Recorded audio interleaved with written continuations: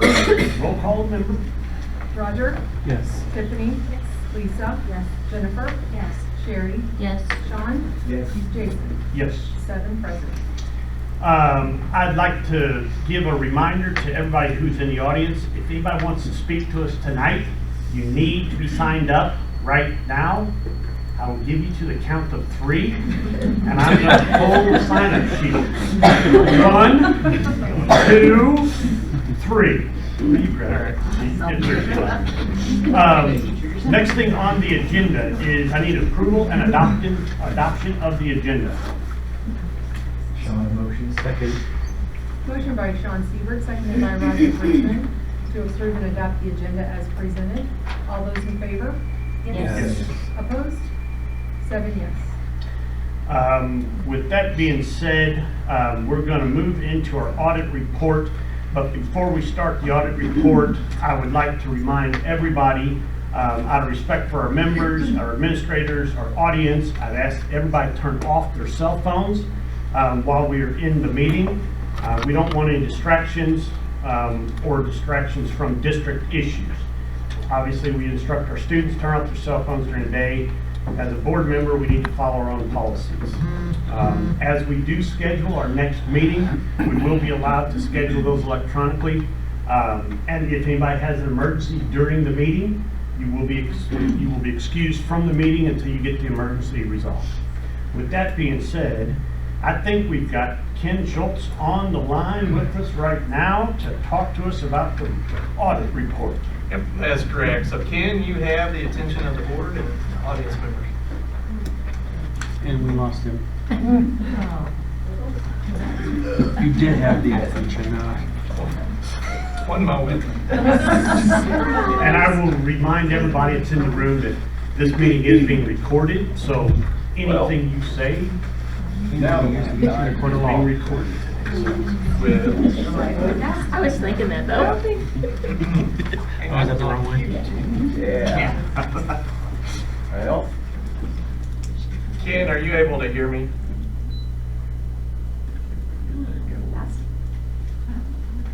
Yep. We've lost audio on our side. Just a second.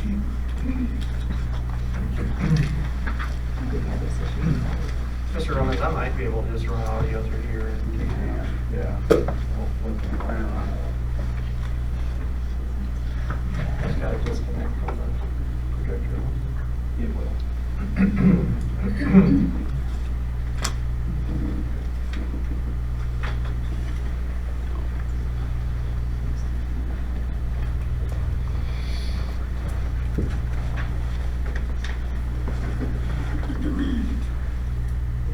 Reconnect. Yep, Ken, do you mind saying something again? No, it didn't work.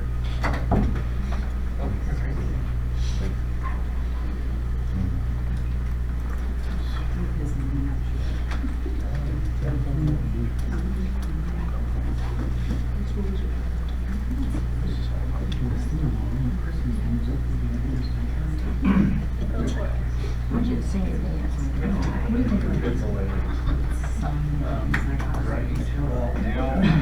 You want me to move my partially built house?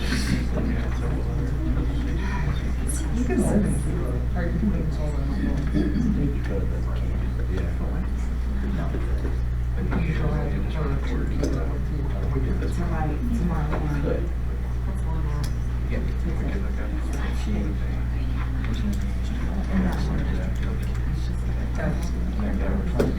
All right, Ken, you want to try it again? Not that she. Testing 1, 2, 3. 1, 2, 3. Yeah, I can hear you. Can the board hear? Yeah, we can. All right, and Ken, I'll turn you around, kind of facing the board a little bit. Hello, board. Hey, Ken. Happy holidays. Okay, I'll go ahead and start if you can hear me. Yep, everybody's good. Okay. It's a 59-page report, and I'm going to only go over about 10 or 11 pages rather quickly. I know you have a big agenda. Pages 1 through 3 is the independent auditor's report, basically why we do the audit. It is giving you a clean opinion stating that your financial statements clearly stated in accordance with the cash basis of accounting, which is really checkbook accounting, which basically says that your cash receipts are recorded when deposited, and your cash expenditures are recorded when spent, which is basically checkbook accounting. And that's the way you manage your school district, so that shouldn't be unusual at all. It's different than accrual basis where revenues are reported when they are earned and expenditures are recorded when they are actually accrued or expended, incurred. I'd like to go to pages 12 and 13, 13 and 14. And there's a comparison of the 2 years in terms of statements of revenues, expenditures, changes in fund balances. Page 13 is 2022 year, and on page 14 is 2021. And it's by fund, and you'll see that in total, revenues collected in 2022 were $16,618,000 versus $15,004,014. Expenditures were up $900,000 in 2022 to $14,877,000 versus $13,938,000 in 2021. So overall, both years were in the black, and in 2022, fund balances increased to $1,741,000. In 2021, they went up $1,066,000. See by fund, and your fund balance for general was $6,463,000, so it went up about $1,500,000 from the year before.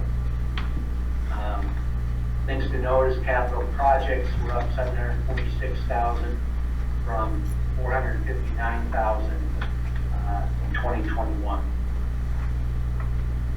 In the notes, there's a note I'd like to talk about to give your attention to, and that's on page 20, 21. And that is your long-term debt note. Because you are a cash basis, we don't recognize debt on your balance sheet. So it's important you're aware of what your debt is on a long-term basis. You'll see on page 21 at the top, you have two general obligation bond series that are outstanding and one capital lease. And that the total debt at the end of 2022 was $4,600,000. And in 21 and in 22, we had regular principal payments to bring down that debt of approximately $711,000, $712,000 each. And also on that page, you'll see the projected runoff of those general obligation bonds and leases, and that your debt service commitment would be about $671,000 to $700,000, $702,000 in the next 3 years, and it should be paid off in 2027 with a balloon payment for the 2017 general obligation bonds. Your legal debt margin at the end of 2022 is $17 million, which is what by statute you would be allowed to ask for additional general obligation bonds if you so needed. On page 36 and 37 is also some long-term debts, pension liabilities that does not get recorded again on the balance sheet because you're cash basis. But there's a significant change in on these pages. If you look at page 36, the proportionate share of the net pension liability for the PSRS plan, which is your certificated employees, dropped from $11,208,000 in June 30th, 2021, down to $2,742,000 in 2021.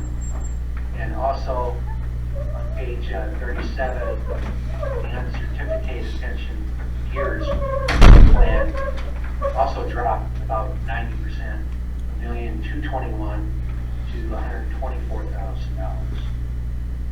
So what happened was every 5 years, these pension plans is supposed to be reassessed by the actuaries, and if necessary, they make adjustments to their actuarial assumptions.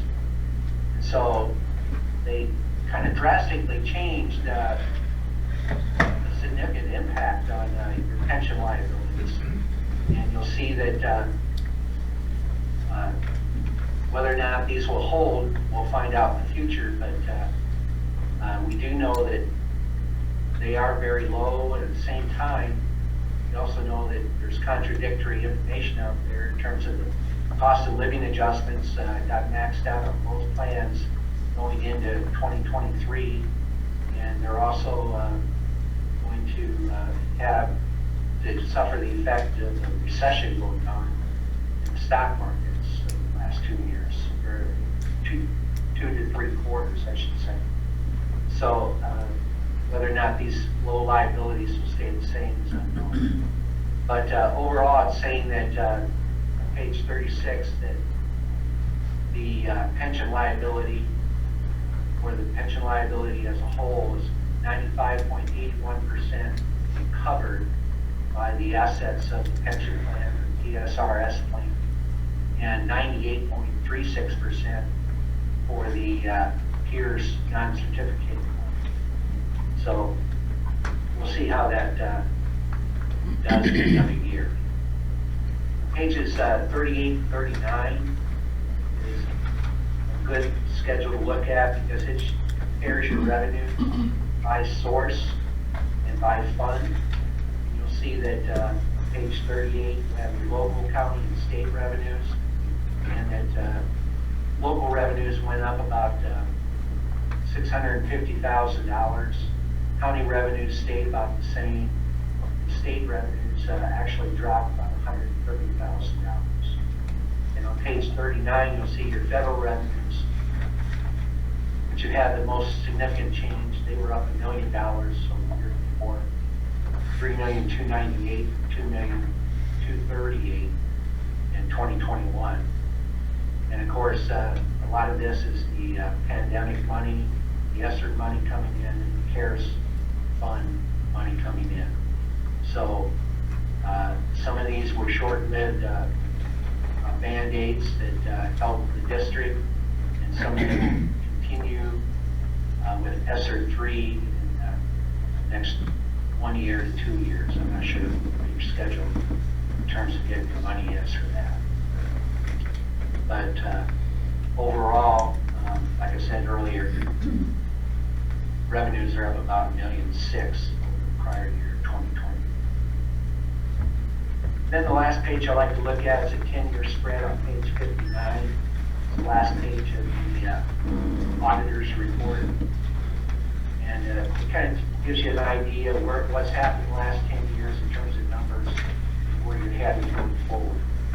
Total fund balances is $9,810,000. You see that's the best it's been since 2014 and 2013. And that may have had some bond money that wasn't spent until 2015, I believe. So from that standpoint, this is probably as healthy as you've been in quite a while in terms of fund balances. Revenues collected, you see is $60,618,000 over the years. We had $18,713,000 in 2018, and other than that, $18,442,000 in 2013. So this is the third highest revenue year you've had. Revenues collected, which is over expenditures paid, which is really did you run it in the black or did you run in a deficit? You've seen the last 2 years you've been in the black together, about $2.8 million, and the other years been in the red for the previous 4 years to that. Long-term debt is scheduled to go down. You'll see that in the last 10 years, this is the lowest your debt has been, so that's good news. And continue to bring down your bond and liability, lease liability, as scheduled by its obligations. There's also a assessed valuation on this page. You'll see that you've got $138 million assessed valuation, $111 million. In your eligible pupil ADA number, your September resident membership, both of those track attendance. And you'll see you're at $1,250,000 for ADA, $1,209,000, I don't know why I'm saying $1 million, $1,297, $1,251. Some if you had 1 million students.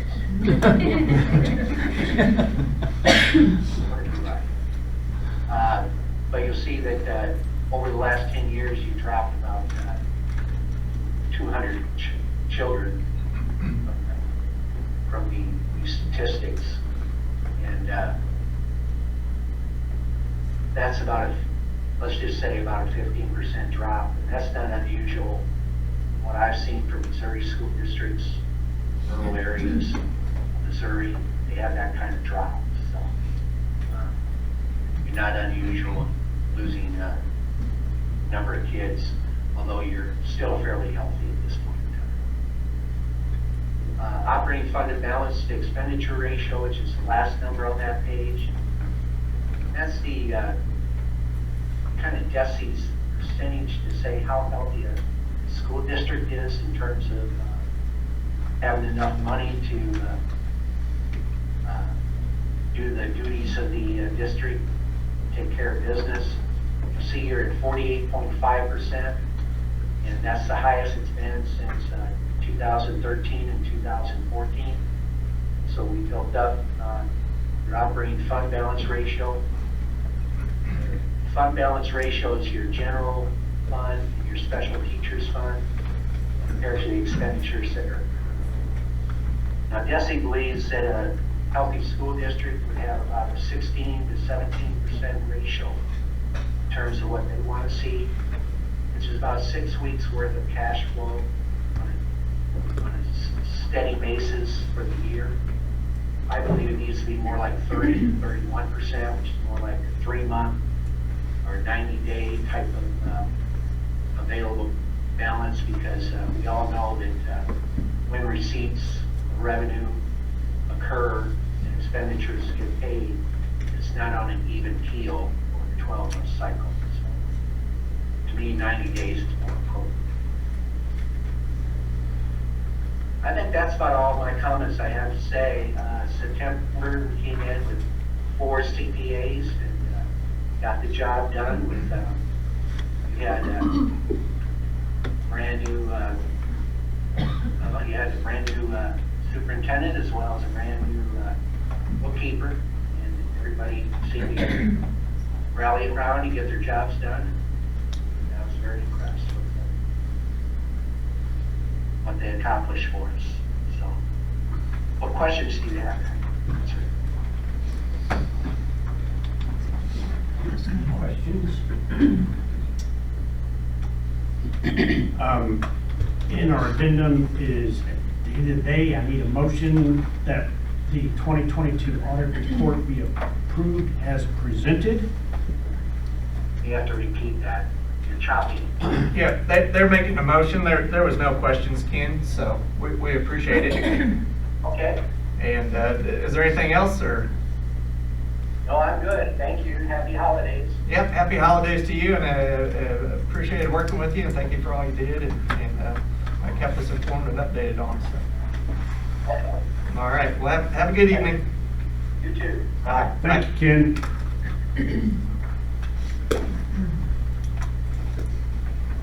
Sean, move. Motion by Sean Siebert, seconded by Lisa Elrod, to approve the 2022 audit report as presented. All those in favor? Yes. Opposed? 7 yes.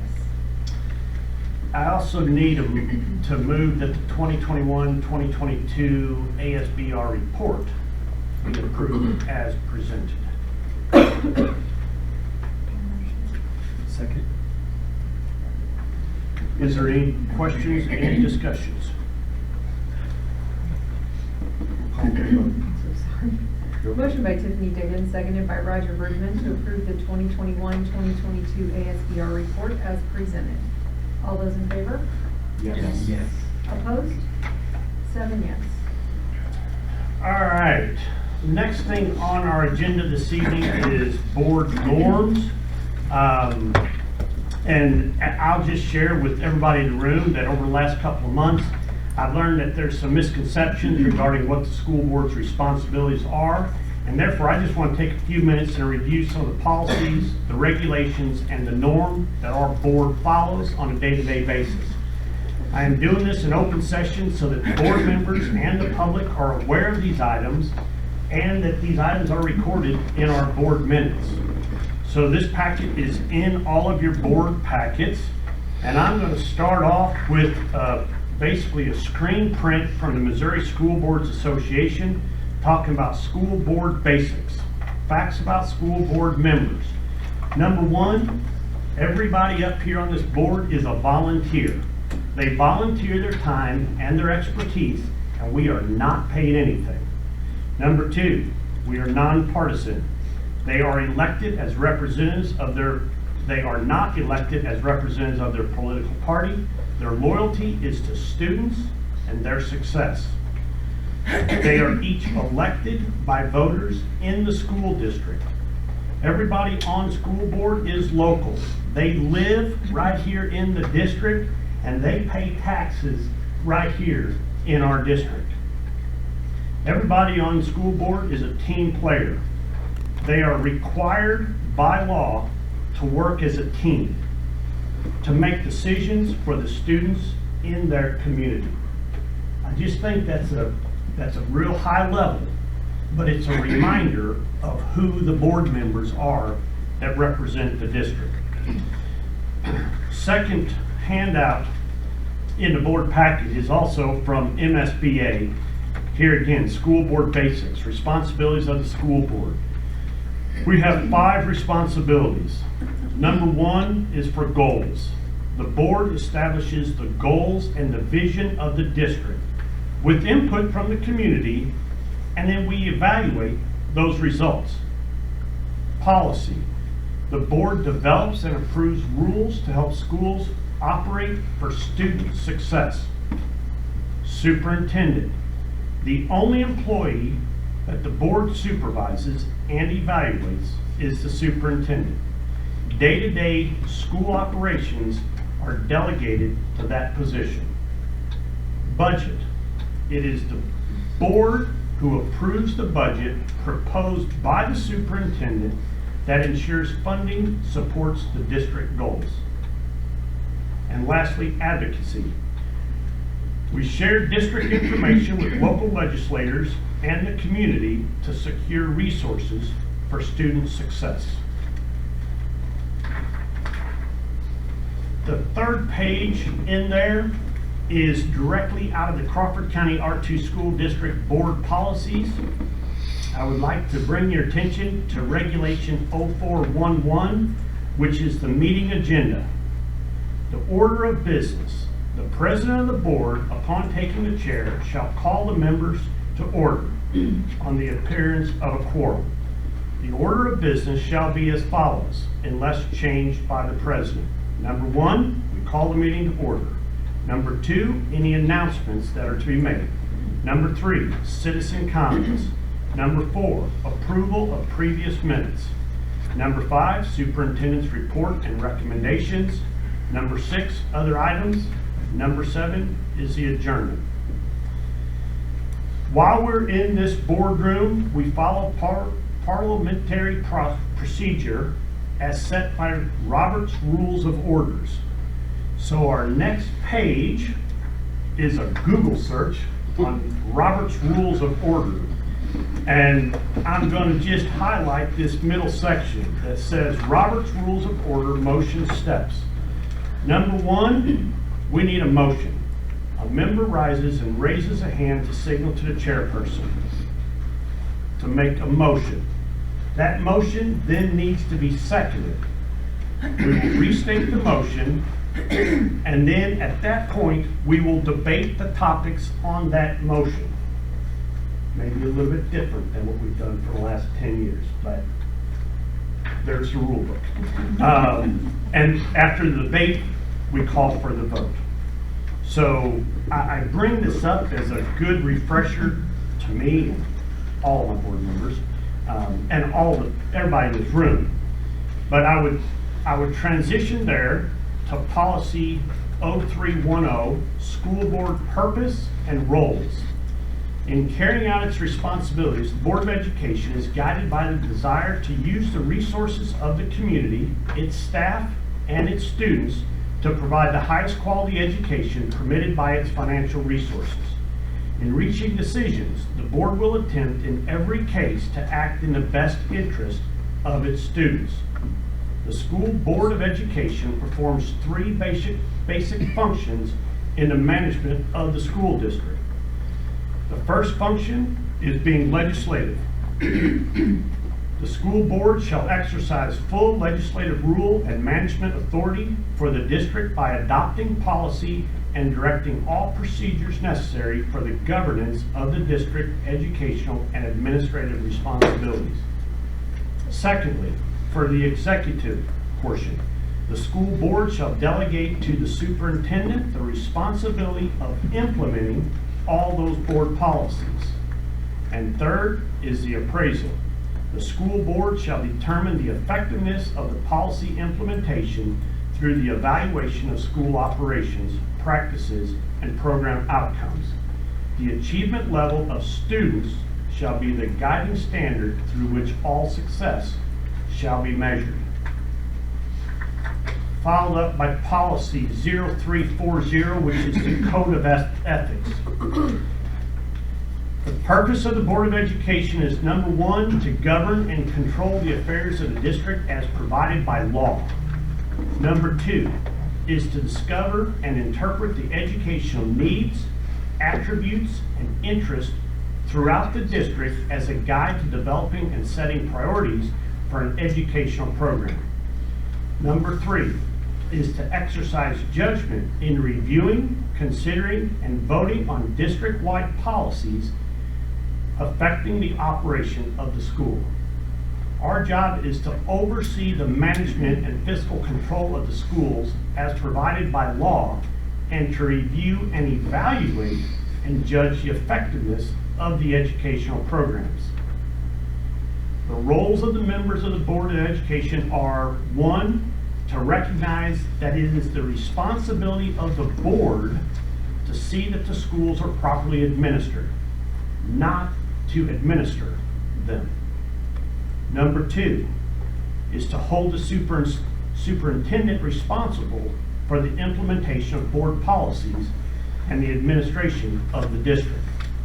Number three is to give the superintendent authority to commiserate with his or her responsibility. Number four, to vote on board matters only after considering the recommendation of the superintendent and any interested citizens.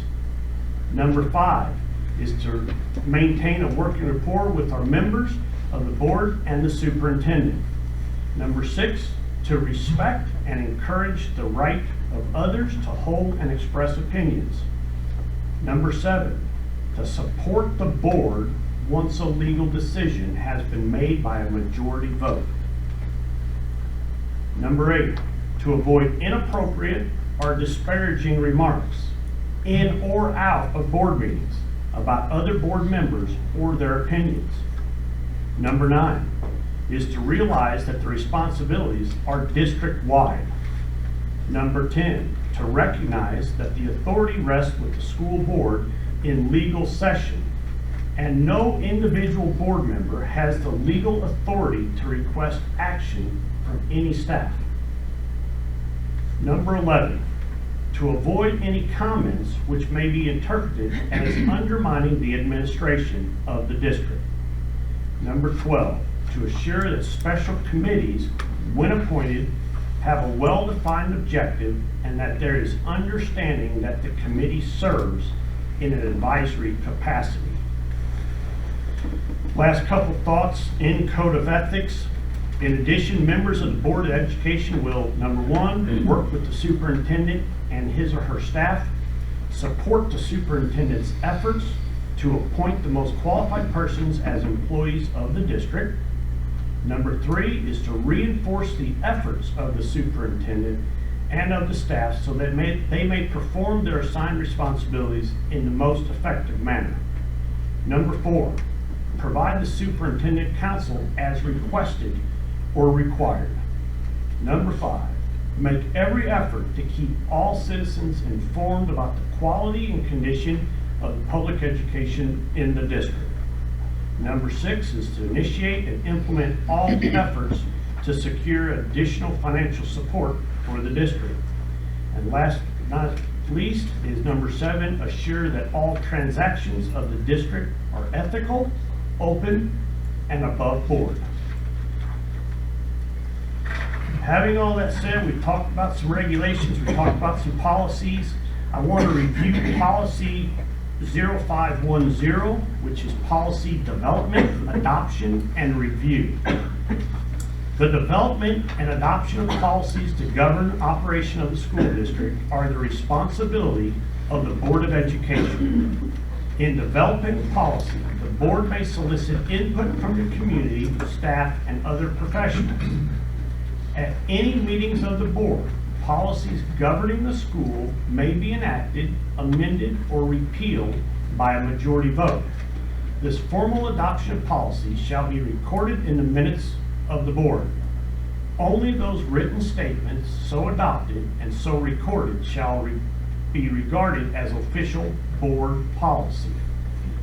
In the implementation process, the superintendent of schools is assigned the responsibility for ensuring that all board policies, rules, and regulations are implemented. The board authorizes the superintendent to develop administrative guidelines in order to implement board policy. The superintendent shall notify all employees and students of their need to abide by board policies and regulations. Administrators shall prepare staff, students, and parent handbooks that interpret those board policies and state rules and regulations that affect each population set. The handbook shall be revised annually and distributed within the first month of the school term. And then it's our job to review. The board shall review written policies on a continuing basis to ensure the consistency and legality of board action and administrative decisions. Policies shall be reviewed and revisited as a result of newly enacted state or federal legislation, court decisions, or a result of research and/or policy development as presented by state and/or national organizations or agencies, or for other reasons deemed by the board. Board policies and student handbooks. During periods in which the district maintains a district website, the board policies and regulations along with student handbooks will be posted on the website. Which leads us into our norms. I posted the document in your board packet because there's 10 norms that we follow always.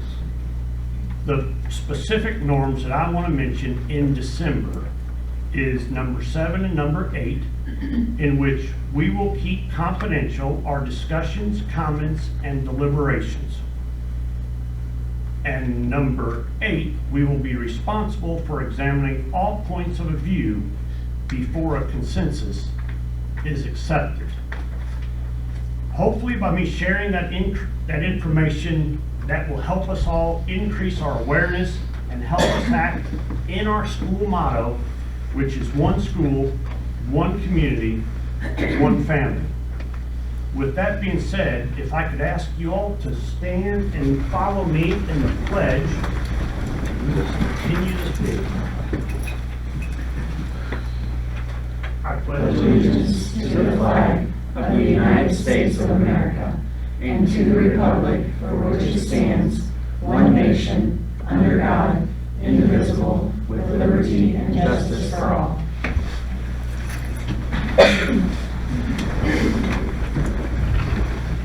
Roger. I didn't think so, but At the end of the year,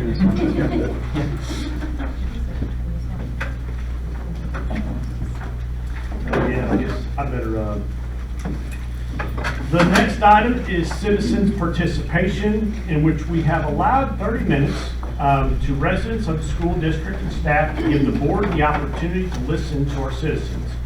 Remarks will be limited to 3 minutes and 1 appearance, thus allowing for a maximum number of participants in the allotted time which citizens are to speak to issues.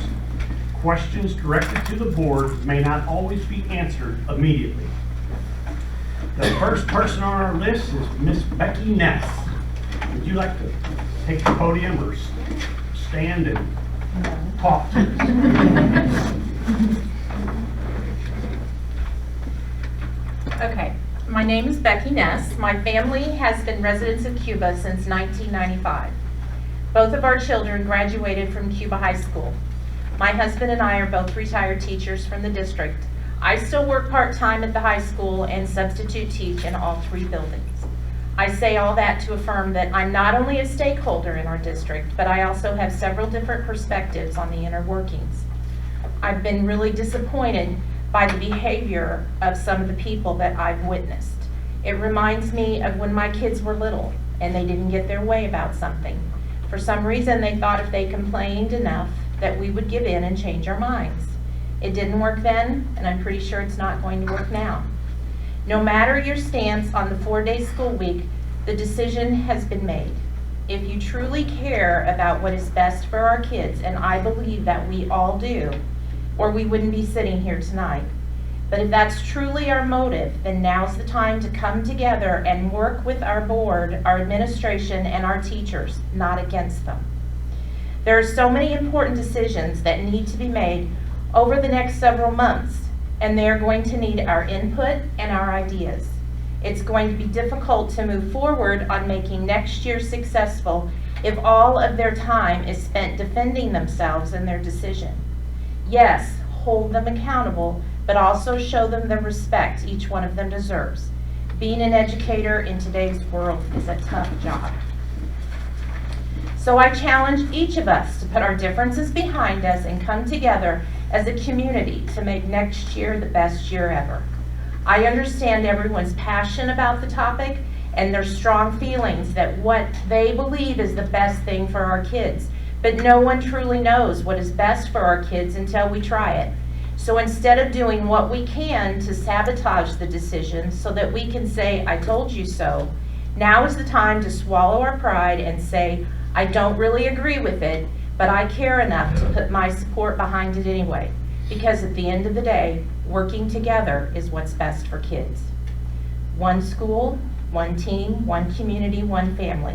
That's our district motto. It shouldn't be something that we put on a shirt or just put on a shirt or that we see on every program for every athletic event at our middle school and high school. Those words should mean something to each one of us, no matter if our role is a board member, a parent, or just a patron of the district, and be our guide in every decision we make about our school. We can do better. Thank you. Thank you. Our next speaker this evening is Miss Alex Moore.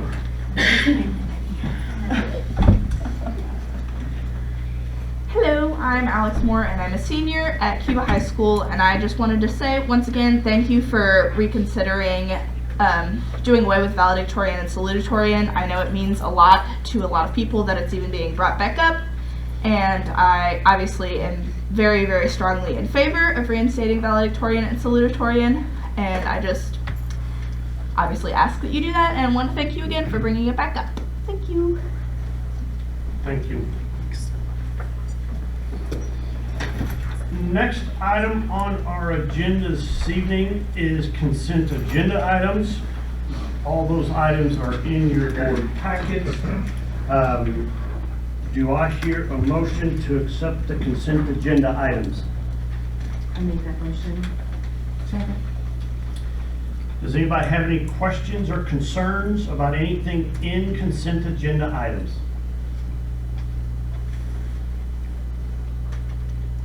Call for a vote. Motion by Lisa Elrod, seconded by Sherry Schutte to approve the consent agenda items as presented. All those in favor? Yes. Opposed? 7 yes. Next item on our agenda is financial statements and action on the bills. Do I have a motion to pay the bills this month? Sean, motion. Second. While reviewing those financial terms, does anybody have any questions? Is there any discussion? Motion by Sean Siebert, seconded by Roger Bridgman, to approve the financial statement and action on the bills as presented. All those in favor? Yes. Yes. Opposed? 7 yes. Next item in the packet is administrative reports, board and committee reports. I think we've had a couple of committee meetings. Does anybody have any reports for the board? Calendar committee, We had our second meeting yesterday, cool. and some more ideas were brought forward, and Dr. Davidson is going to be sending out, if he hasn't already, Yep, this morning. This or morning, afternoon, okay. I think, so. the calendar for everyone to look at again, and then we meet again in Yeah, January January 11th. 11th. Okay, I couldn't remember the date. And then we also had a short survey committee. Well, we just discussed on that, so. And then the only, I don't have anything right now from MSBA. I do have a couple of meetings coming up in the next month or two. So I have more information there. Cool. Thank you for sharing. Next item is building principal reports. In our packets is a report from all 3 schools. I'm going to open up at the elementary school and work my way towards the high school. Do you have anything that you want to add since your report? Only that we were able to work with the Cuba Chamber of Commerce. So tomorrow when Santa arrives, every kiddo in the building has been donated a toy that we are to be able to pass them through. So it's a great thing for our kids. We are incredibly appreciative, and going to be a fun day for the kiddos tomorrow. So thanks for that. I have nothing else to add. And I'll kind of add in on that as well. So those toys were from the anonymous donor to the city parade, and there were some leftovers. So it said, hey, we've got Santa and Mrs. Claus coming into the elementary, and so they reached out and said that'd be great. So it's a gift that continues to keep on giving. So thank you to whoever the anonymous donor is. It's meeting a lot of kids' hands and bringing smiles to their face, I'm sure. So it'll be a good time tomorrow in elementary. Awesome. And we will move right into the middle school. Do you have anything that you want to add? No. To Marie's report? No. He told me it was good this morning, so it was a good time. There we go. Now I'm going to change the tables. Does any of my board members have any questions or concerns about anything that was in the middle school report? Now would be a great time to quiz him on everything that's in this report. I didn't have anything before the board meeting, so I'm not going to put you on the spot any more than that. And in high school, do you have anything you'd like to add to your report? Yep, just a few little points there. I don't remember if I had my report. We had the RTI Expo for sophomores, and we had 83 students that attended that and got really good reviews. They were excited about what they saw at RTI, so it was a really good experience for that group of kids. And then today, our drama club was able to put on their production for our student body 2 performances at the high school and then 2 at the middle school, 1 for their students, and then the elementary students came over, and we have some really, really talented kids. And if you get the chance to go tomorrow to watch, they did a really great job.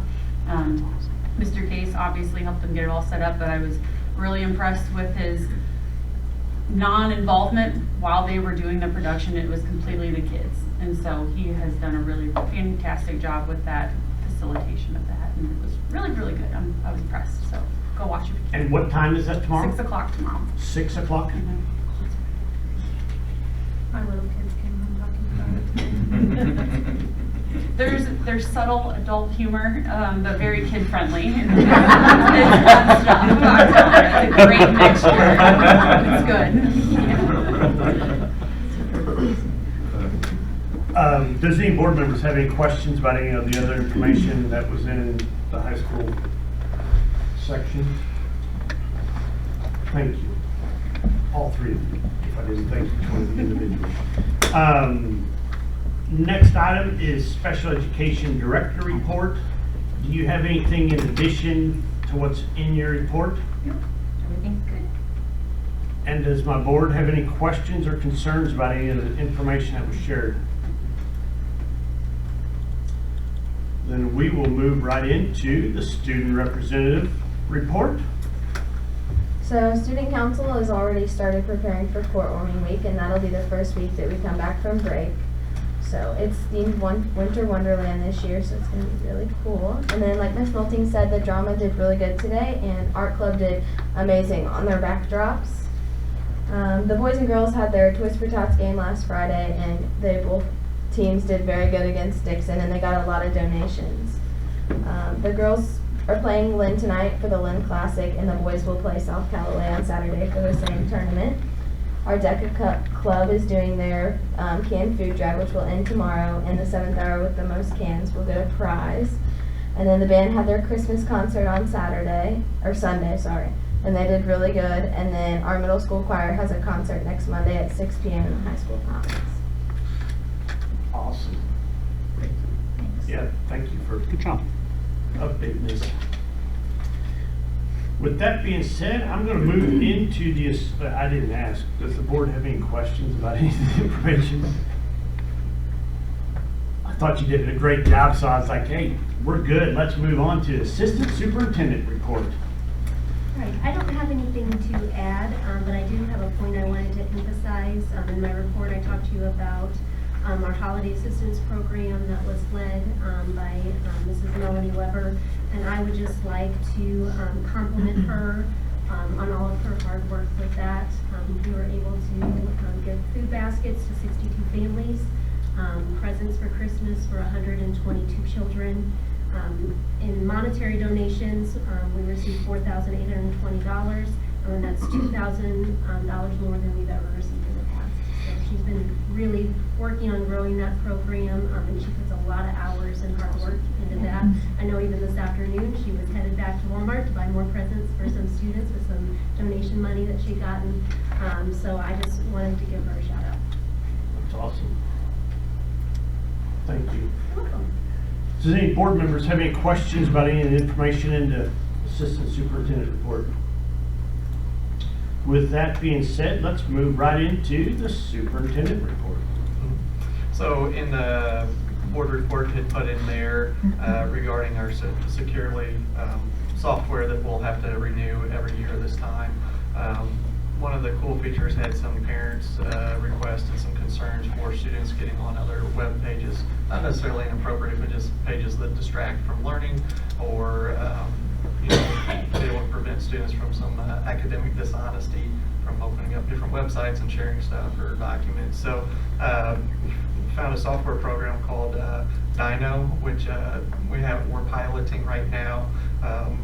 The initial cost was going to be $8,000, but was able to negotiate that down to $6,000. So we have that up and going, and teachers are building a database, essentially of web pages to block, but getting a lot of good feedback on that. So we're finding it beneficial just to help keep those students on task and prevent them from, it could be even simple as watching YouTube videos during class versus listening to the teacher. So I think a good addition there that we'll continue to vet out and should be beneficial. And then the other found out last Thursday that we had contracted propane with Geiger, and they shut their doors and didn't tell anybody. So so you never know what you wake up to and come to work and, so anyway, did a nice, was able to, MFA had reached out, and I had verified first with that Geiger was closed, and they were. So MFA, we had them last year, no issues or concerns there. They're here local. They're also, we're second on our bid sheet for the bids. So they've got one tank swapped out already, and the propane transferred, and then the other tank, we can't get it to transfer the propane, so we're just gonna monitor and watch it deplete, and then we'll swap that out. We use propane for our kitchens, and that's about the extent of it, so not a huge cost there, but just still something we wanna make sure we have hot food in the kitchens. So, Is that so- something that the board would need to, like, review that bid and basically approve them as our Yeah. supplier? So it actually is not. We looked at board policy. There's really no policy that we have to go out and bid for that. I think it's just done as a pleasantry, just if there's other local bidders here, so they can submit bids and have a fair, systematic process for that. So with that, we're completely legal to do this and go ahead and finish out the year. I think next year we'll do a bid process again, though, just to put it back out there. But just so you're aware too, they were second on that list after Geiger on that bid process. So we're good to go there. Good. Does anybody have any other questions about the superintendent's report? Thank you for all the information that's in there. We're going to move into unfinished business. Dr. Davidson, tell me about the 2022-2023 budget. Yep, so the budget, it's always good after you get audited to find no glaring errors or mistakes or fraud or, so we had, pretty good compliments, honestly, for, some of the stuff being 2 soups, 2 bookkeepers ago and coming into it. Everything went really smooth, and we just worked with them and got them information, and so we're going to report everything's satisfactory with federal, state, DESE laws and guidelines. So that's good there. Some of the things to point out with that report, though, that reserve is high with capital projects money in there as well. That's all ESSER funds. So just if you're in the audience listening, our reserves are actually at 37.5%. So I thought interesting, he kind of suggested a 30 to 31 in there. We're a little bit above that, but also our ESSER 3 funds. So ESSER 1 is already spent, ESSER 2 is earmarked and spent this year, ESSER 3 will be spent next year. So the following year, and this is just kind of that cautionary, want to make sure, kind of like landing a big jumbo jet, we want to glide down to the runway, not sling. So just kind of keeping good mindful purchases and annual recurring costs, stuff like that, ahead of us. So anyway, we're in a good financial place. No concerns there, but just even in this report, kind of pointing out some of our bonding capacity, where we're at once all those bonds come due 2027. So that just kind of lends to that conversation again. At some point, we need to strategically look at some of our things with our tax rate and no tax increase bonding capacity. What do we want to do? We've got a little bit of time, but still we're kind of getting to that point to start planning out for 2, 3, 4, 5 years ahead. So. Good. Any other financial questions or anything from the auditor's report that maybe rang a bell or something or didn't sound? Thank you. Yep, you're welcome. Since we're in such good financial shape, let's talk about buying a 10-passenger van. Well, I don't know if you got a chance to look at those. So in my search for this, I found out that 18 months ago, GM and Ford quit just making those because there wasn't parts to make them. So what we have are pre-owned vehicles. There are some that are getting built, but those are 6 to 12 months out. So I don't know that I necessarily have I don't know what your thoughts are or preference. They range anywhere from $46,900 on a 2020 down to $28,301 for 2017. We can get additional insurance on those, or warranties on those, I should say, for $2,900, and it's 5 years or 100,000 miles. So I'm not really concerned with a 100,000 miles on it. It's one of those you purchase and you service it, and something happens, you fix it. So I don't know if the board has a preference, or if they like these, or if they don't like these. If you don't, that's fine as well. They're all mainly the Ford Transit passenger. So that's a 10-person van. There's one van that has a taller headroom. It looks like you could stand up in it. Just personally, I don't care for the looks of it. It's really big and awkward looking. How many passenger vehicles are these? 10. So 10. So legally, we have to stop at 10. Yeah. Because of for otherwise insurance street, purposes and bus driver. licensing for the driver. That's what I was. But the benefit is, like, if we had a smaller group go and a teacher drove their personal vehicle, all liability falls on their insurance first as the primary, and then the school picks up any secondary coverage that wasn't covered by the owner's primary insurance, which to me is not necessarily fair for staff if they're taking a smaller group somewhere.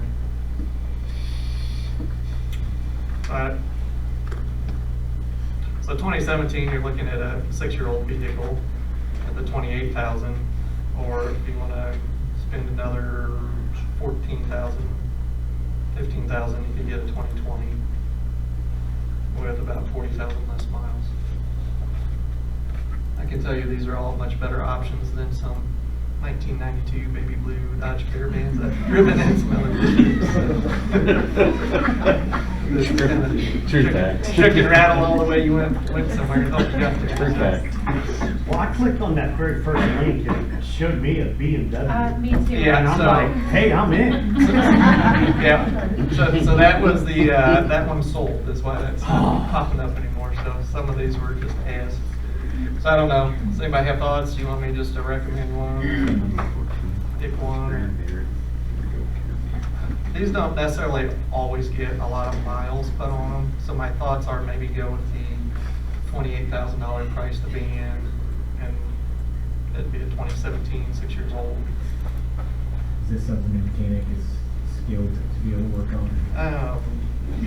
Our mechanic here is very, very skilled, and he does a lot of stuff in-house, but also if we have the warranty on it, and something goes out, it's a $100 deductible to fix, so it's just kind of a, do they fix it or do we fix it? But this is a dealer out of St. Louis area there, so, or I guess St. Charles, so it's not too far away, but not real local either. I did call local area dealerships, no response, but I'm sure it's because no supplies.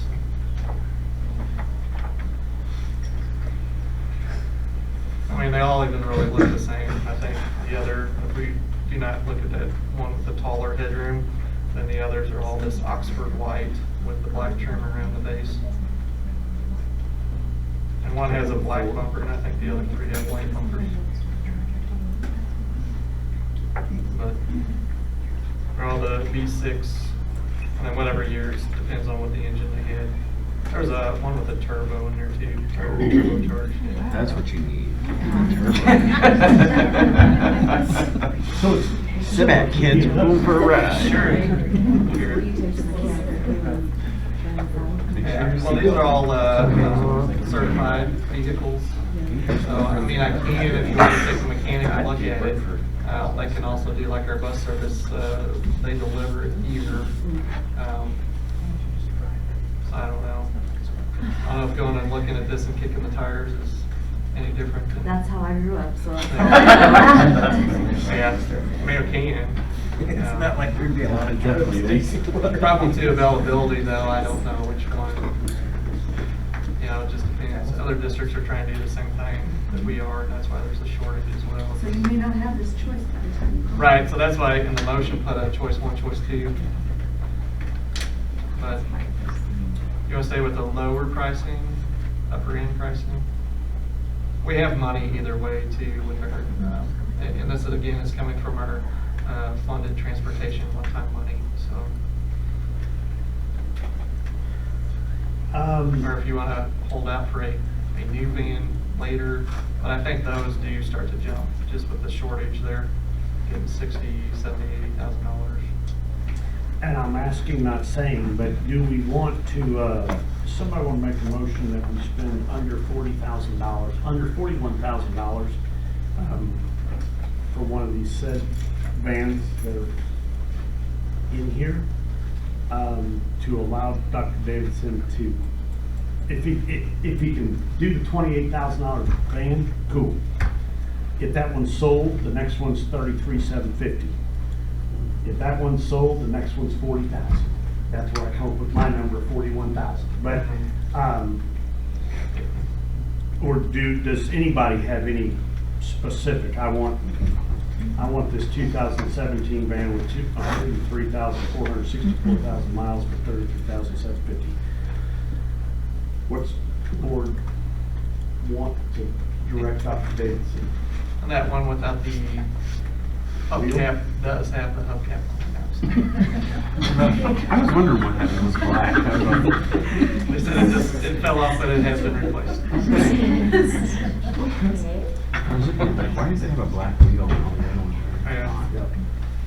Not really. All four of them look exactly the same, except for one has a white bumper and the other three have black bumpers. So they're all the same.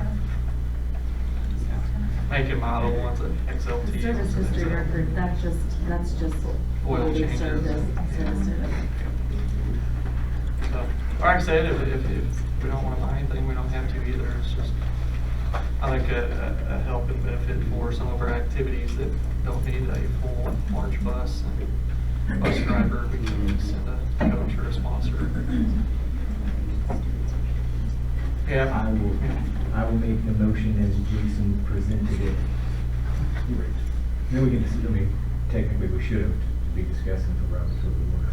Yes. And I'll second. Now we can discuss. Dr. Davidson, or it will fall off the table. Are you comfortable with that motion? Did you say 41,000? Yes. It gives three options. Other discussion? Yeah, we went back to the old ways. Questions, concerns? If one of you guys went out and bought a van today, which one of these would you buy? Would you find another one? Can't you find another one? I mean, that's why I think the motion 41,000 is because if you're in sales, it's going to be in the moment. Yes. And you know, who knows with what the inventory is, and I trust our superintendent that you'll find the best, purchase for the district with, knowing that what we know tonight may not be what you know tomorrow morning. No, that sounds good. And I'll stick my head in there and make sure everything smells all right. Nothing funny sitting in here for days.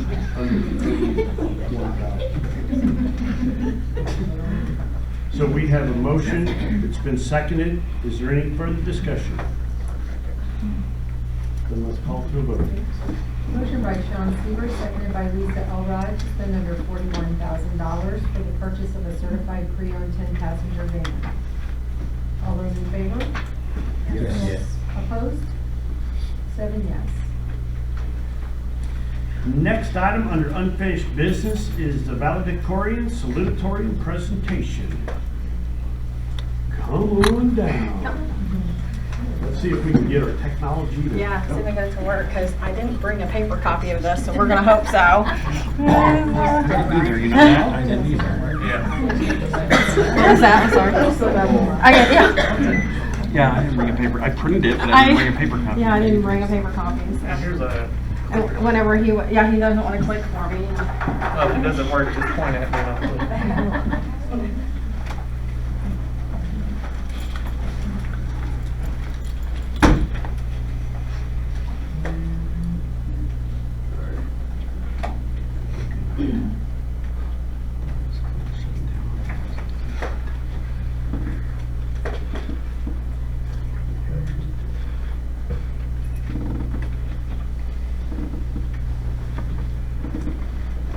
Thank you. Okay, so I think what I'm really going to do here is just I think there might be some misconceptions about how we've done ranking in the past. I want to clear up some terminology, just kind of where we've been, where we're going, or where we went.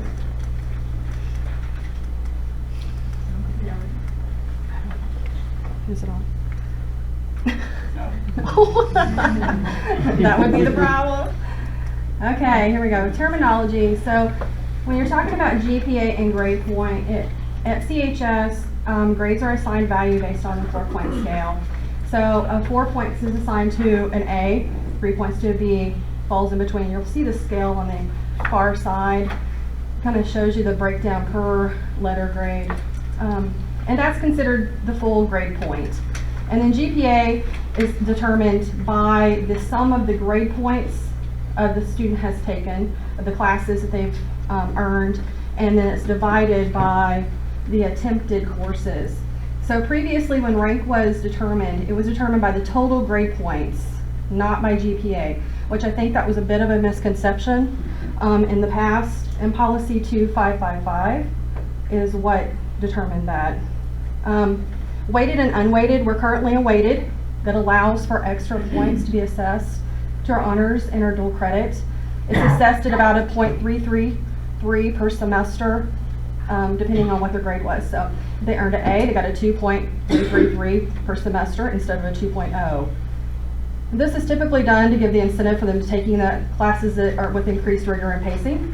So an unweighted GPA, which some of our other classes are unweighted, but our honors and our dual credit are weighted. And so, but they're kind of weighted the same. All classes are weighted the same that are unweighted. So we actually have a weighted GPA at the high school. So that kind of gives you an overview of what we've done. The ranking system that we did prior, we would take the total grade points calculated to determine the 2 top achieving students. So we combine the ranking. When you're combining ranking with the total grade points, it creates a situation where no one should get an unfair advantage. So that's kind of where we were, is you had to really police the classes. So if you'll notice, there's never been honors at the freshman level. That was one of the reasons. We never did summer school in the past for any type of grade point. It was really credit recovery only. And when we did have driver's education, it was for no grade point for that reason. So the integrity of the ranking, when considering the master schedule options, that's another thing you have to consider. So if you're going to offer something that's, for example, a freshman level world history class, you have to think about how that is going to impact the overall rank process if any student gets any type of unfair advantage from the beginning. Does that? Yeah. And also the status of the students. So you'll notice also, it's in that policy 2555, a student that is part-time can't be a valedictorian or salutatorian.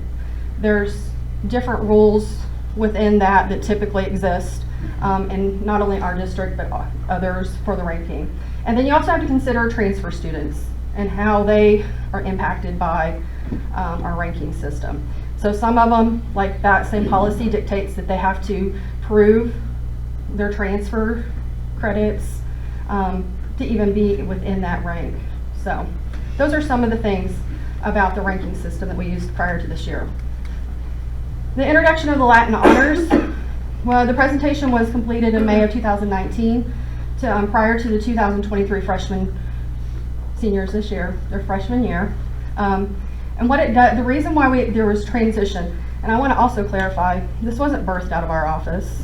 This was a situation that now Dr. Jeffrey Neal went to some type of presentation.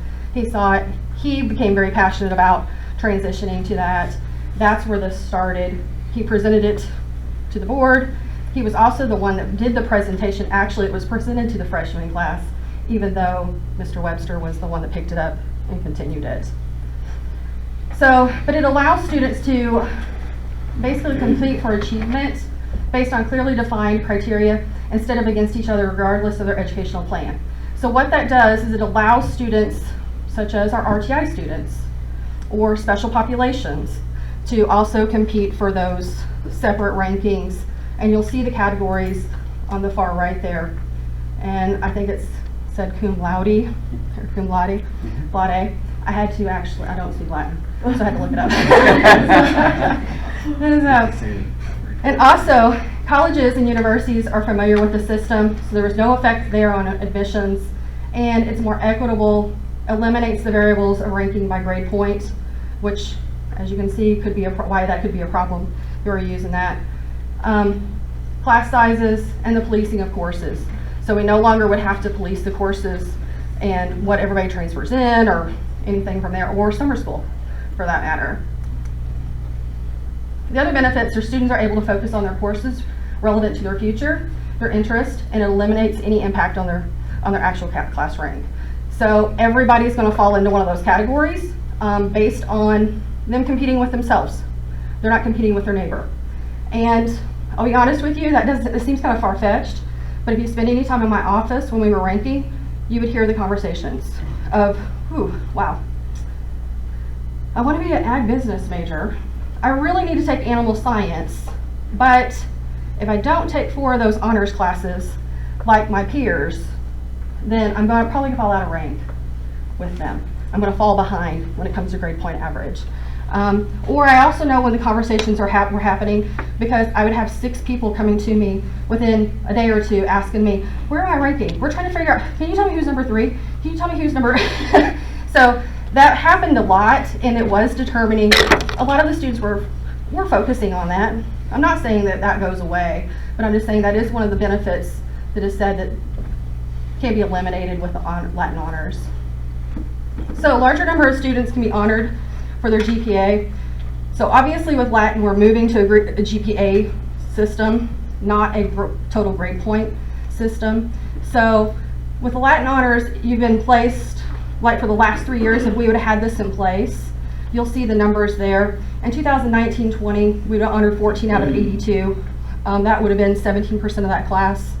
And 2020-21, 19 out of 65, which is 29%. And then 21 out of 22, 21-22 would have been 16 out of 83, which was 19%. So for me, that is pretty phenomenal if we could have done that at that point, because we would have been honoring that number of students versus honoring 2 students, which is one of the other benefits of Latin honor.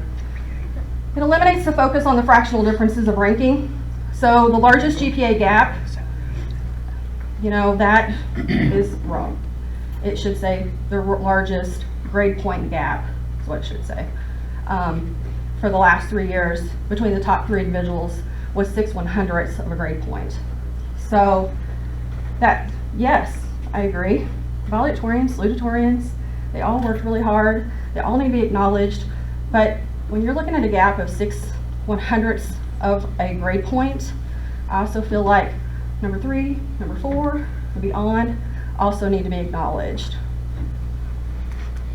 Okay, what do neighboring schools do? Let me start by saying that whenever I started calling these schools, and I spoke to each one individually, it was not with the intention of putting it on the screen or presenting it. It was simply with the intention of me finding out who's doing what and are you having any problems. It has been pointed out that one of them is actually in transition and isn't fully there, so I'll tell you that one in a second. But Bourbon is still ranking with weighted. Vienna does ranking with weighted, but they also have a ACT chart that they use and do a new, shaking his head, a new GPA for ranking based on that. Bell, they do a ranking with unweighted GPA, which is pretty unusual, but it's really unusual. But the reason why they do that is because all of their dual credit classes, what we have as dual credit, are actually dual enrollment, which means the college teacher is teaching them, not the high school teacher. So therefore, tuition fees have to be paid. And so they feel it's inequitable to actually require those classes when it comes to the effects on their GPA. So that's why they're unweighted. Stillville's transitioning to Latin with the unweighted. They're going to give chords for certain honors courses. Salem is Latin with unweighted. Owensville is Latin with unweighted. But they also try to do a combined ranking for the top 10. They expressed to me that there were some concerns with that, some serious concerns with trying to mesh those two. And in so much that apparently their grade scale was different than ours, and they're going in and they're changing it, trying to get to 10 people at the top instead of 14, 17, because that's kind of where they were at. So that's what they're doing. St. James, Latin unweighted. Sullivan. Sullivan is the one that's transitioning from Latin to unweighted GPA. They're using a minimum honors class to be completed at each level.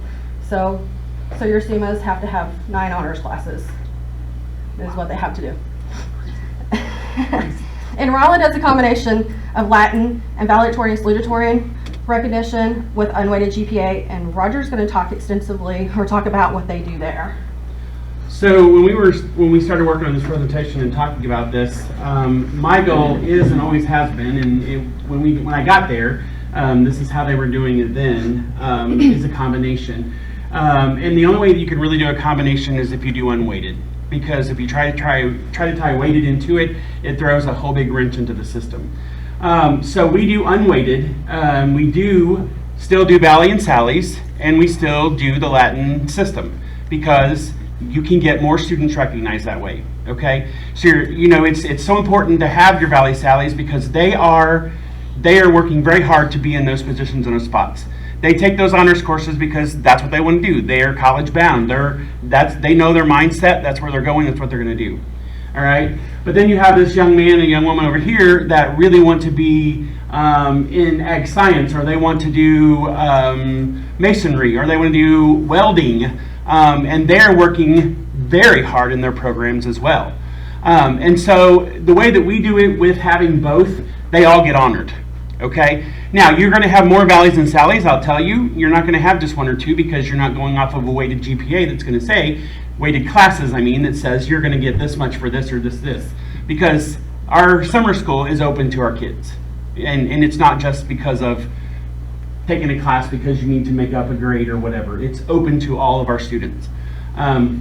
So our kiddos, and I will tell you, ever since that's my baby. Since I've got there, they gave me graduation, and all of that stuff is mine. So, and I will tell you, every year I have probably anywhere from 15 to 20 valedictorians and 9, 10 salutatorians, because they are all on that same level. Now, your kiddos that are in the RTI classes and things like that, some of them will fall in there, but a lot of them fall into the Latin system. So, and we acknowledge them by announcing that at graduation. Okay, so the Valleys and Sally's, they still call them up. They still get them. They still get the medallions, the medals, and those things. But then everyone that meets the status of the Latin system will get recognized at graduation. So we would announce your name, summa cum laude. Then we also take it and we do so that people are aware in the audience. If they are a 3.5 or above, they take their Tassel. Thank you. The tassel off, and we give them a gold tassel with the year on it that shows that they were a 3.5 or above. So there's a lot of recognition that we tie in with that shows that.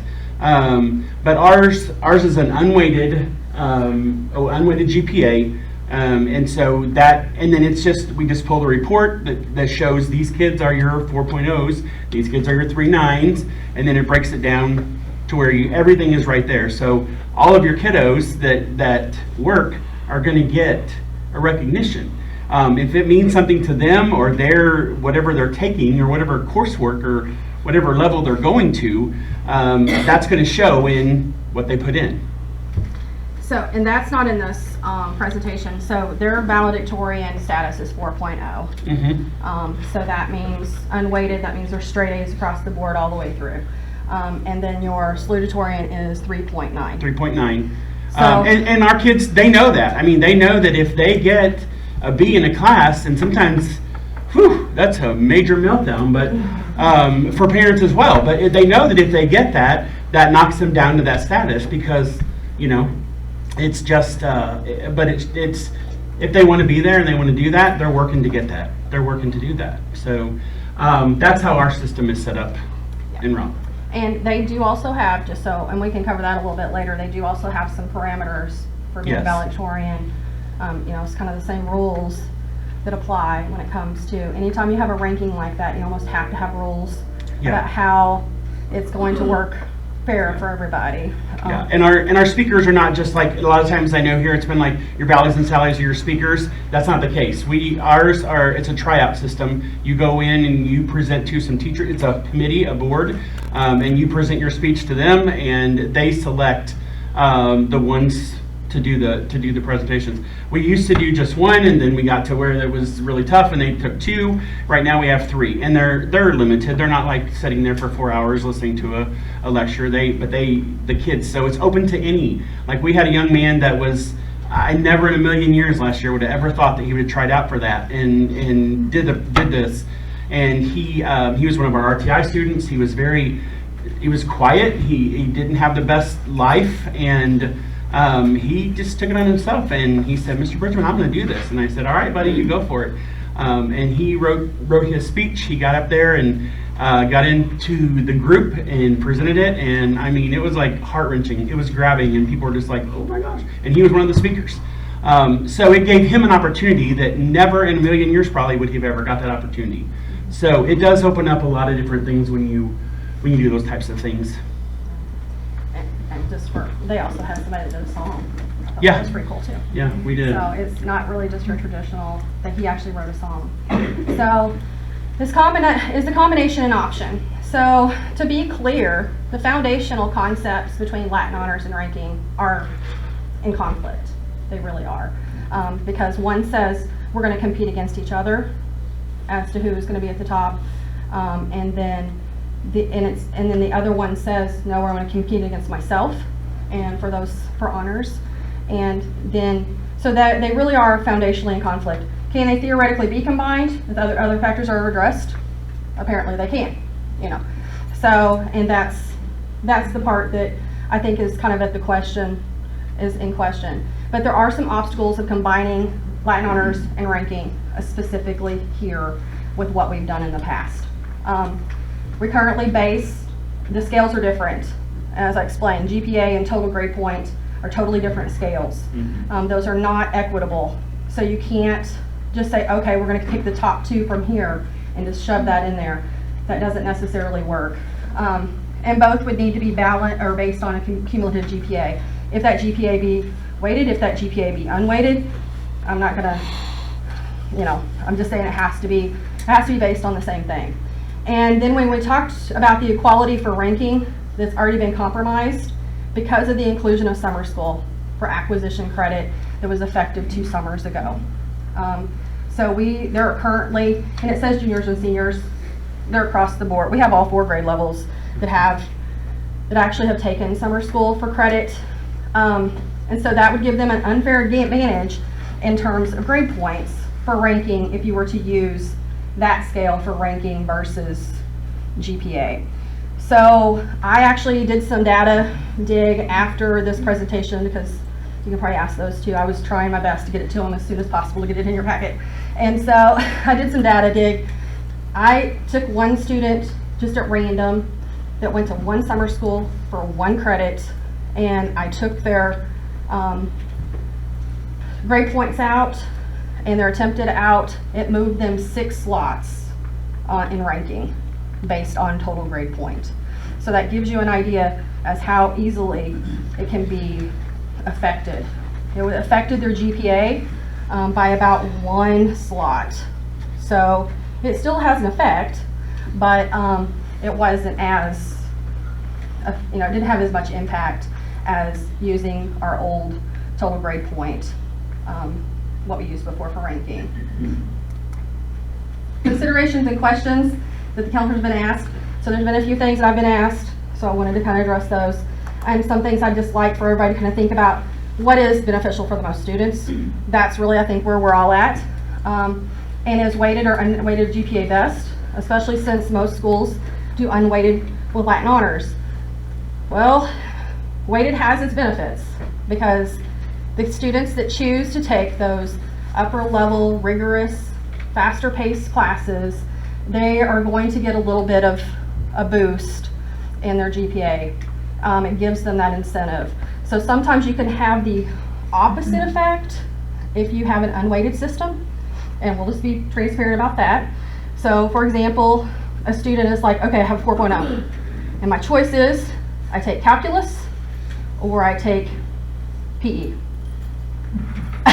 Because I know I have to get an A to keep my 4.0. So sometimes that can be a factor. It's not always going to be the factor. Obviously, there's a lot of students that want to take those rigorous classes. They're obviously seeing that with 20-some valedictorians. But I want to kind of put that out there as well. But there's no known negatives when combining weighted GPA and Latin honors that I can find. I'll be the first one to admit I'm not the all-knowing on this subject, but there's nothing that I can come up with that has a negative effect when it comes to weighted GPA and leaving it Latin honors with no ranking. The other benefit with it being weighted is the students that are applying for scholarships and for college admission. They can indicate, if it doesn't ask for unweighted, they can indicate the weighted on those. So those are just some of the benefits. Now the unweighted is easily implemented and consistent for all students and subjects. It's also used by post-secondary institutions. It avoids any inequalities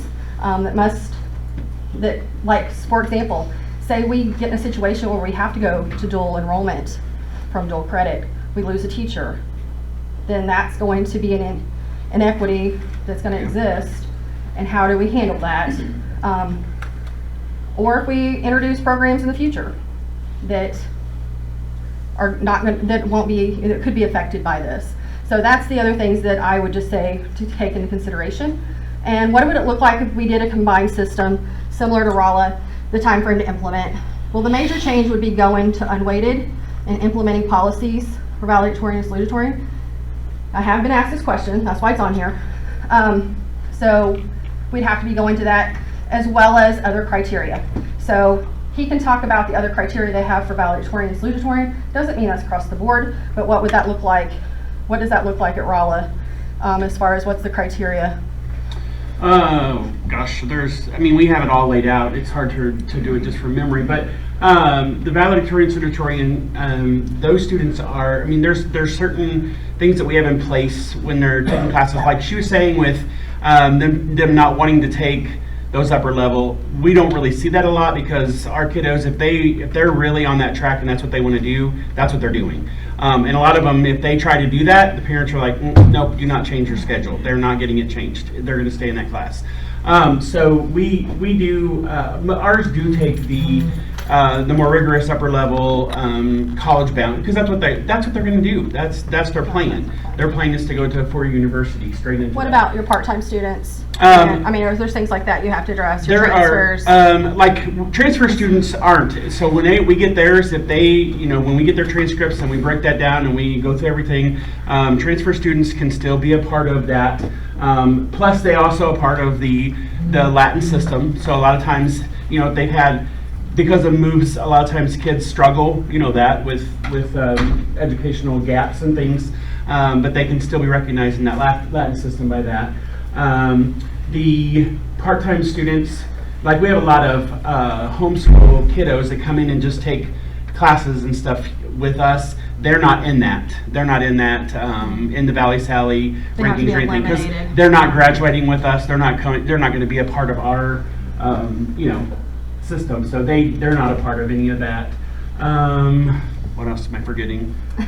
But I think the point is that there's still going to be some parameters that have to be put in place. Yeah. If you use any type of ranking system, is what has to happen.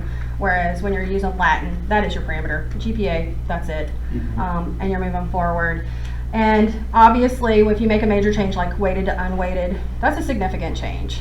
And we typically would say that would need to start, well in advance for next year's freshmen, things like that. Please know that CHS wouldn't have had a student meet the valedictorian status for the last 3 years, and potentially not for the next 3 if we were using a 4.0 unweighted GPA standard. So that's another consideration, is that's the direction that we'd want to go. I don't know. So I'm not necessarily making a recommendation either way. There's lots of ways, obviously, that it can be done, but I'm just wanting to get the information out there.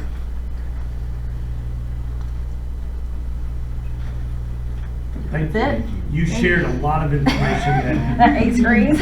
I never knew anything about. Yeah. So We live that world every they're day. with us, and the information is fresh on everybody's minds. Does anybody have any questions, Ms. Halbert, while she's here right now with us? And I will tell you also, the way that we are doing it here at CHS for the counseling side of it is a lot more work and intensity and stuff in their field for sure, doing that than using, you know, the unweighted and the Latin system as well as There's kind of a concept that we should Yeah. just be able to, okay, do the number assigned to and you're And that good. is not, And that's not. when you get not into it, really it's a how lot of work doing it with the grade point average instead of GPA. I have a question. What is the process right now with like this graduating class, because it's switched over to determining the speakers at graduation? There hasn't been a conversation about that yet.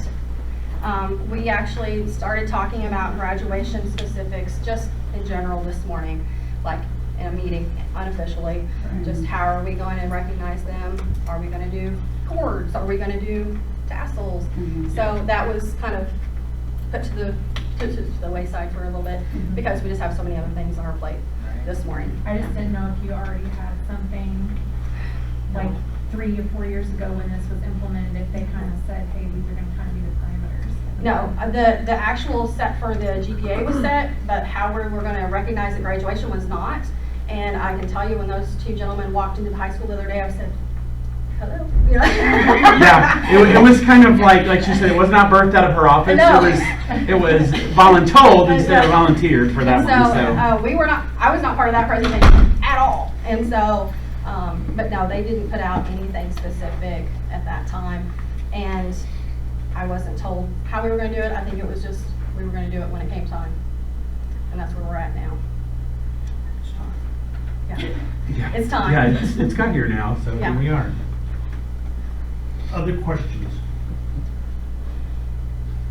I thank you for your time that you put in on this presentation and sharing it with us. Thank you very much. I think we are ready to move into some new business. And the first item under new business, we've got an FFA presentation this evening. So, if you are ready, come on up.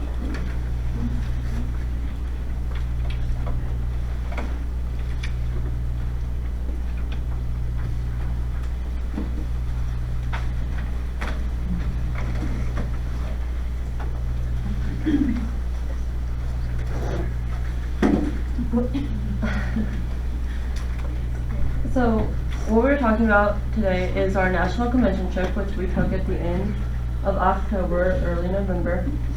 Thank you. We went to national convention, which is in Indianapolis, and 15 of us went. We combined with a couple other schools, but 15 people from Cuba went.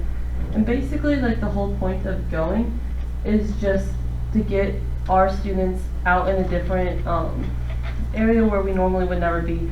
Because as you can see by one of these pictures, students from all 50 states and territories that were part of the FFA came to this convention. So there's a lot of people and a lot of new things. So.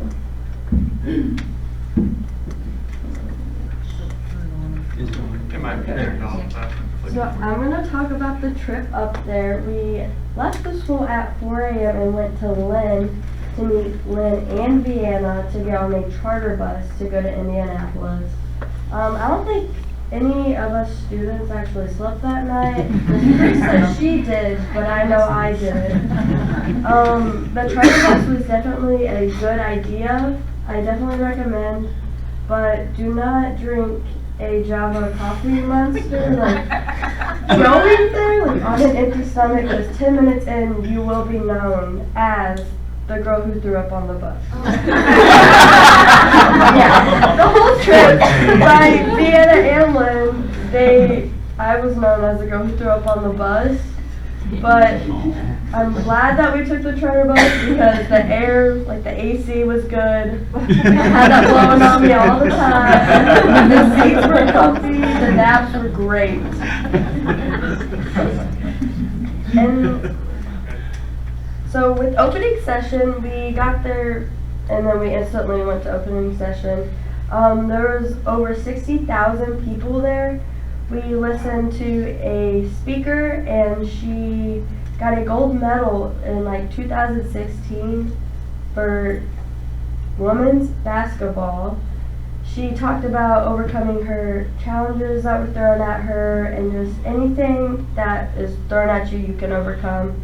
And she preached that the whole entire time. And in opening session, after we saw all the national officers run out on the stage up there that you could see, they called everyone down there to go and dance on the floor. And it was fun. Me and Alex, we danced our little hearts out. I did lose her a few times. You need to keep a tag on that girl. But other than that, it was fun. Apple's got a watch. So I'm going to talk about Dave & Buster's. So after our very long drive to Indiana, that night all 3 schools took a trip down to Dave & Buster's, and we were provided with free food. We got chicken tenders and these little hamburger sliders with french fries. It's very good food. And then afterwards we were all given an unlimited game card, and we went and played games, and it was a really fun time. And we got to kind of bond with not only our members that went, but the other 2 schools. It's a great experience. Yeah, definitely. And then that next morning we went back to National Convention and got to experience the Career Expo, which was really fun. There was different colleges that came and had a booth. Some of the different FFA chapters even went to represent their state. I know Alex and I got to meet some members from Puerto Rico, and they gave us some Puerto Rican coffee, which Alex drank mine because I didn't like it. It was very bitter. And some coconut candy. It was very cool. And then we also got to see a whole bunch of different jobs, and it definitely widened our horizon, and we got to see what all was out there, not just in agriculture, but just everything. And it was a really good experience overall. Okay, so like she said, imagine you get to see everything that's out there that you didn't know before. And then imagine being locked in a room with a bunch of people trying to get out and having all these crazy scenarios. We had people from a different school that were locked in boxes individually and had to get out. My group, we had the seance. There was a Ouija boards all over the walls.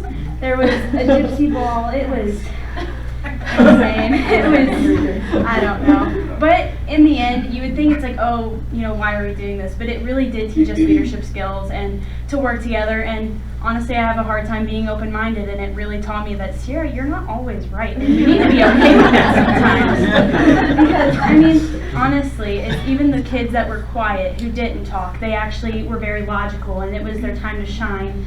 And we all worked together, and we didn't get out, but but we did work together, so that was a good part. And so we did go to another session. We got to see all the proficiency awards being handed out from the teams that worked so hard at their area and district level all the way up to national level, and they did it. They won. And the looks on their faces truly inspired, I know, all of us and kids from other schools that went with us, that if you set your mind to something, you really can do it, and you can see that your efforts do pay off in the end. And along with that, we've seen Mallory White's retiring address. She was one of the vice presidents, I think, from the central area, and she talked a lot about her hometown and how she didn't think she was going to be anything. She came from a Midwestern town. She was just a little old nobody, and she set her mind to it, and she did it. She became a national officer. And again, it really touched me personally because I related so much to her, and it really did show me that anything is possible if I work to do it. And then on the way home that evening, we toured a dairy farm, which was really cool because we don't really have a lot of dairy farms around Missouri, so it was really nice to see like a different part of ag that we're familiar with the products for sure, but not the process. So we got to see like where they keep their animals, how they take care of them, all of that stuff. And then we also got to see the milking process, which was really neat because they had these like robotic milkers, and all the animals were on a timer. They went in as they pleased, as they needed to be milked, because all the animals they just had their own process and they knew exactly what they needed to be doing. It was a very low stress system. And then we also got to see what they did with all the extra animals that they didn't need to get milked. And then we went inside the building and saw their dairy making process. So we saw how they made the cheeses, and they were telling us about how during the pandemic they hit definitely a rough patch in their business with less customers. So they reinvented the wheel and used whey from their milk to make dog treats out of. So that was a really cool, like, innovative thing that they showed us. And then at the end of the day, let us sample the cheese and ice cream, and we got the opportunity to buy some of their products. So it was really neat on the way home. But I guess I can't get back. Yeah, I was gonna get back to the first one, but overall, just like the whole national convention trip is a really great opportunity for students to be able to see what's outside of like our small town of Cuba, Missouri. Because not only do we get to see the different career opportunities and like the career expo and stuff like that, but we also get to go on ag tours, which is really nice to see. And we meet tons of really cool people because, like, as you can definitely see through all these pictures, there's over 60,000 FFA members there, everybody who shares a common interest with you, and so you definitely make some lifelong friends. I know I for sure have. And then further than that, it gives our students here something to work towards and look forward to. So only 15 people can go. It's a very selective process out of our whole chapter. So we're all like fighting for a spot in that. We all work very hard to get there and have this experience. And it's just a great trip in the end. That's awesome. Good job, guys.